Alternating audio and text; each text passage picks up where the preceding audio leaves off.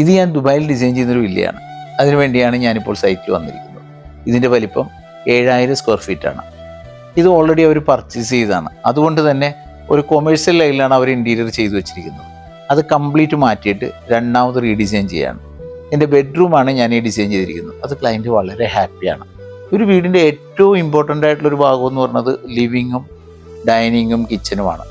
അതുകൊണ്ട് തന്നെ ഞാനും ക്ലയൻറ്റുമായിട്ടിരുന്ന് കൂട്ടമായി ഡിസ്കസ് ചെയ്ത് അവർക്കത് കൃത്യമായി വരച്ച് കാണിച്ചു കൊടുത്തു. എന്തൊക്കെയാണ് വരുന്നതെന്നുള്ളത് അവർക്ക് ബോധ്യപ്പെടുത്തിയതിന് ശേഷമാണ് ഞാൻ എൻ്റെ ലിവിങ്ങിൻ്റെയും ഡൈനിങ്ങിൻ്റെയും ഡിസൈൻ സ്റ്റാർട്ട് ചെയ്യാൻ പോകുന്നത്. ഒരു വില്ല പർച്ചേസ് ചെയ്യുമ്പോൾ നമ്മൾ ശ്രദ്ധിക്കേണ്ടത്, ആ ഉള്ളത് നമുക്ക് ഇഷ്ടപ്പെട്ടില്ലെങ്കിൽ നമ്മുടെ ഇഷ്ടത്തിനനുസരിച്ച് നല്ലൊരു ഇൻറ്റീരിയർ ഡിസൈനറായിട്ട് കണ്ട് നമ്മൾക്ക് താല്പര്യമുള്ള എല്ലാ ഡിസൈനും അവരുമായിട്ട് ഡിസ്കസ് ചെയ്തതിന് ശേഷം അവരിൽ നിന്ന് ആ ഡിസൈൻ വാങ്ങിച്ചിട്ട് അത് ഇംപ്ലിമെൻ്റ് ചെയ്യുക എന്നുള്ളതാണ് ഏറ്റവും ഉത്തമമായ കാര്യം. അതുകൊണ്ട് തന്നെയാണ് ഈ സൈറ്റിൽ ചെയ്തു വെച്ചിരിക്കുന്ന അത്രയും കാര്യങ്ങൾ മാറ്റിയിട്ടാണ് ഞാൻ റീഡിസൈൻ ചെയ്ത് കൊണ്ടുവരുന്നത്.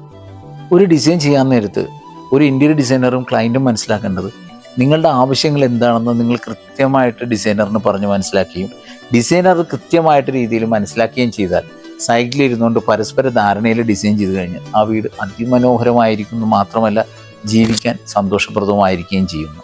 Thank you.